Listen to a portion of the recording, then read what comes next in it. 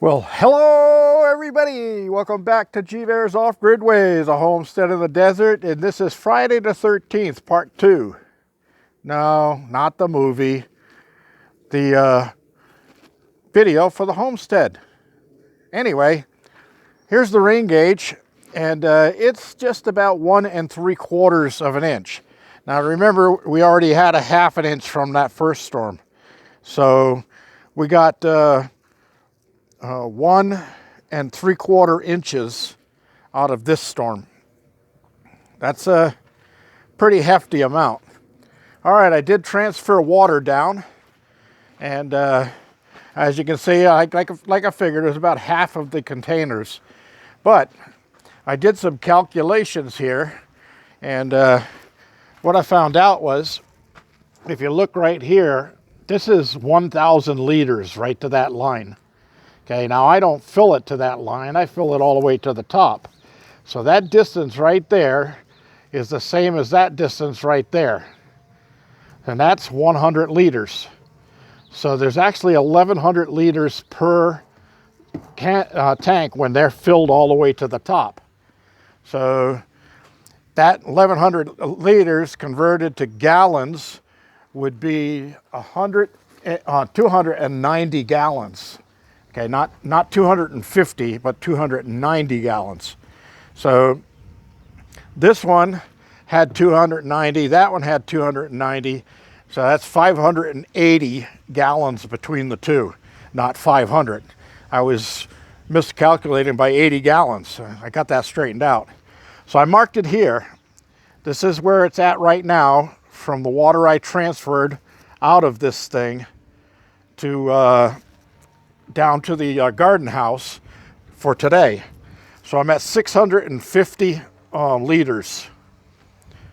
Okay, so we'll keep that in mind for when the next rain gets here.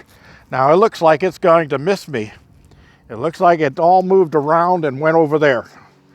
So I may not get any more yet tonight, although the rain alert just popped on my phone a little while ago and said rain's supposed to start around 4 p.m.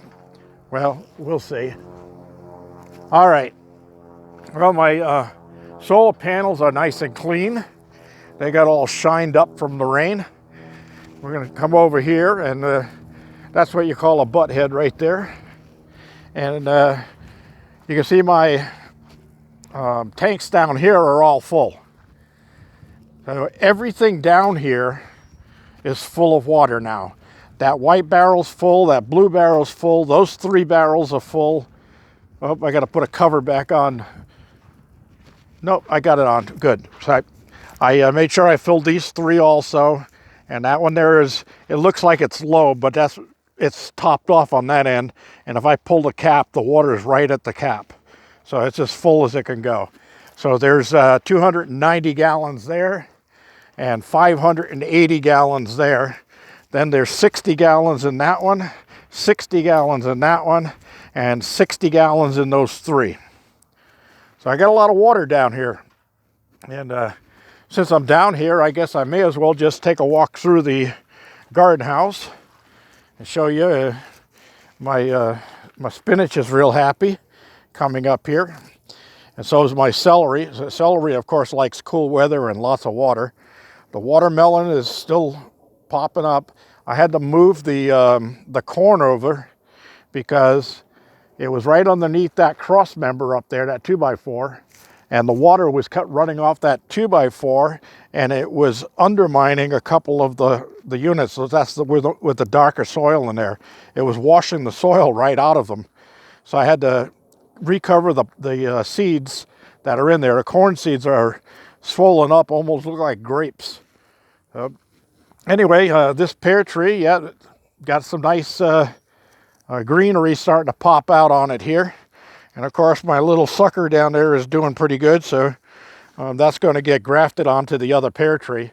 But yeah, this thing, all the buds are starting to pop on it, so it's doing its thing. And look at my cabbage here and my cauliflower over there. They're really liking it here. The The flowers are all starting to drop their petals here, so this is going to set fruit anytime now. I got beets ready to pick. My kale has gone to seed, but I've got more growing. And then I replanted carrots, so you can see them all sprouting up in there. And of course my radishes here and radishes there. And my lettuce, this is romaine, and that one's the igloo. And Simpson in the back, but igloo in the front. So yeah, everything is coming up dandy here. I've got my other lettuce down here, the iceberg and the sugarloaf, and everything looking good there. The tomatoes, yep, they got lots of flowers on them. So they're all ready to start doing their thing. I don't see any fruit set on this one, although it looks like these might be set right there.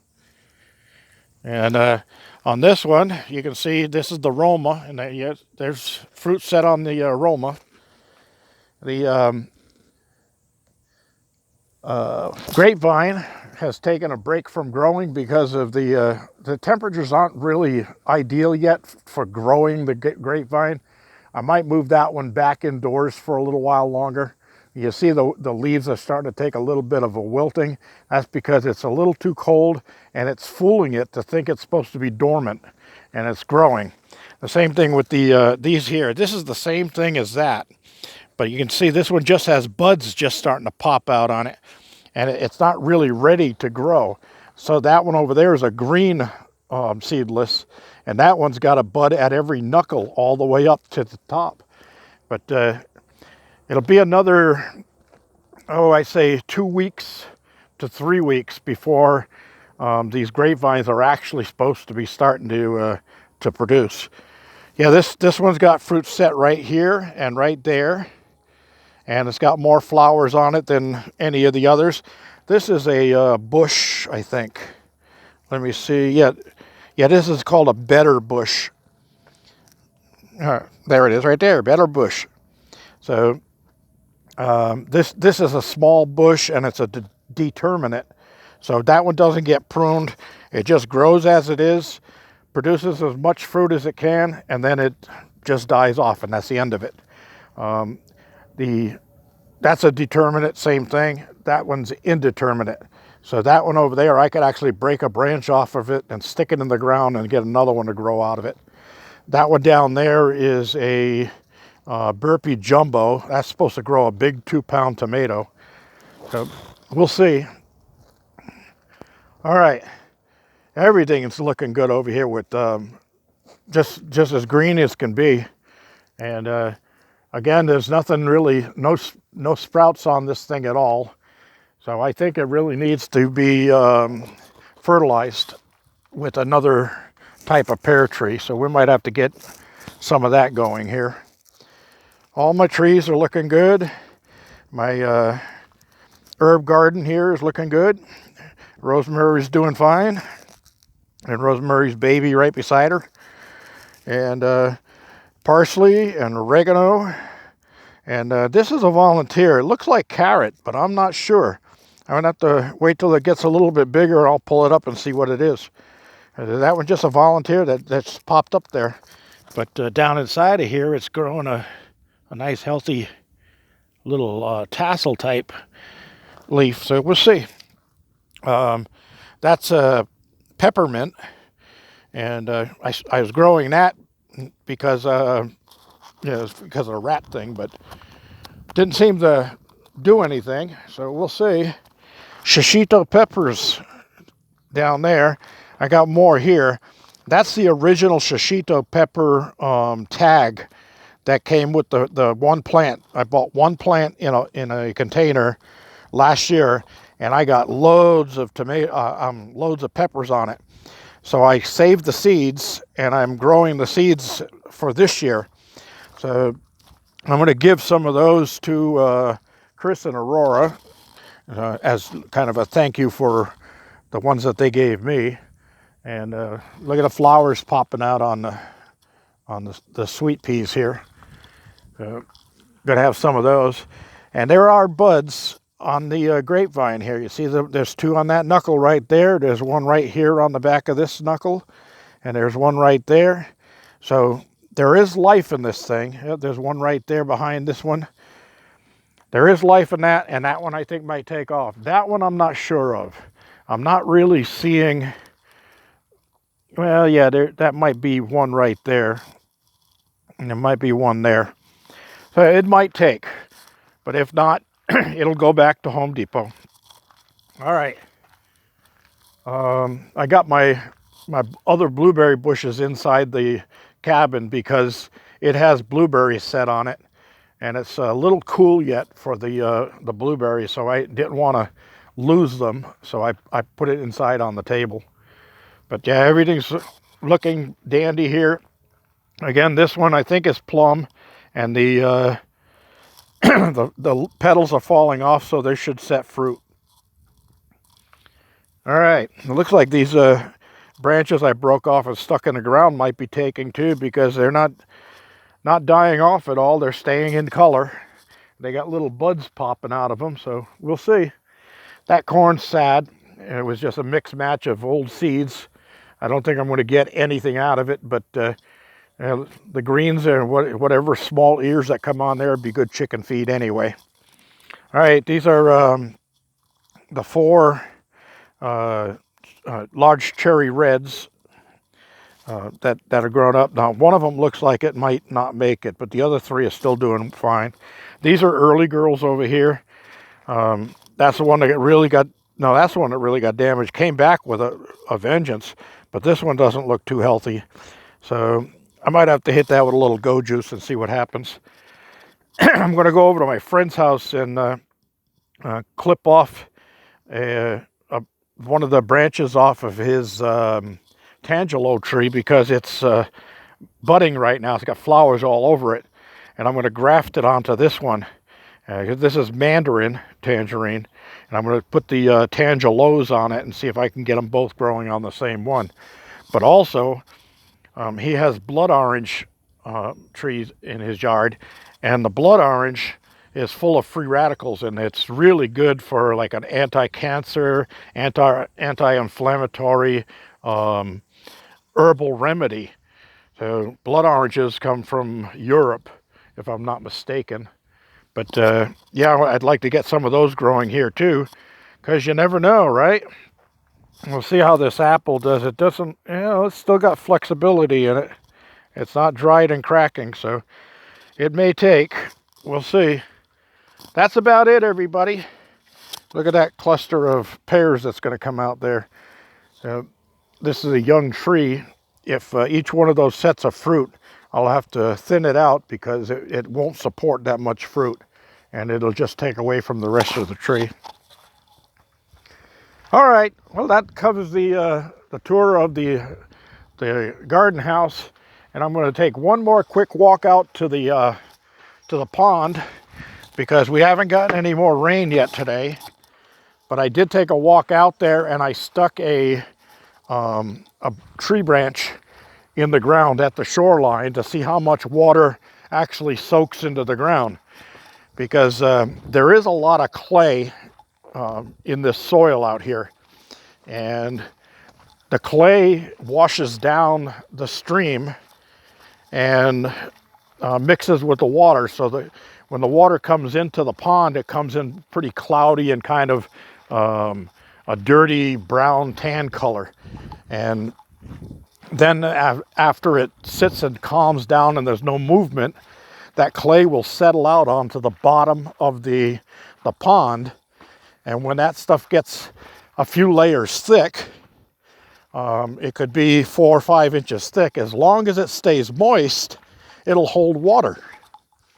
So the more times that I get water flowing down here into the pond, the better off I'm going to be with coating a layer at the bottom of this whole thing. I could take plastic cement and mix it with the desert soil, and then spread it all through the bottom of the pond, and then tamp it down. But when I mix it, before I spread it, I want to mix it with the minimum amount of water to make it so it just barely binds together, and then tamp it down with a tamper and get it really solid, and then let that dry. And then when the water goes in here, it'll hold water a lot longer than clay will. Because when the water dries out of here in the hot summer and the clay's exposed to the air, it'll crack all through it. It'll look like a jigsaw puzzle. And then you got to get a lot of water onto that before it'll go back together again and seal. But you can see the sand that came down with the rushing water, and you see that that line right in the middle of it all. So the first heavy downpour brought the first layer of that down, and then there was a break in between, and then another rush of water came down and put the second coat over the top of it. So it'll layer like that, and mixed with the clay and the other minerals that are out here, if that stuff sunbakes, it'll be as hard as a rock. And then you can break a chunk off and look at it, and you'll see the layers on there. Pretty interesting. So anyway, there's my stick right at the water line. We'll see where that goes, and we'll take it from there. Looks like I got some big animal tracks over here. Yep, look at that. Big animal tracks. Those are the same ones that they got big claws in the front too. Those are the same ones that were over by my chicken coop. There's looks like three toes and a pad. Huh. And big claws out the front side. So I know that there's nothing been around the chicken coop no marks around the chicken coop like anything's been trying to get in, so I'm fine with that. But I keep the 12 gauge handy just in case, and I always carry a freedom stick in my pocket just in case. All right, everybody, that's it for today. Part 2 is closing. I'll probably shoot again tomorrow if it rains or if it doesn't rain. One way or the other, we'll see what happens. Looks like the sun's going to come out. There's some nice clear sky back there. All right, G-Bear signing off.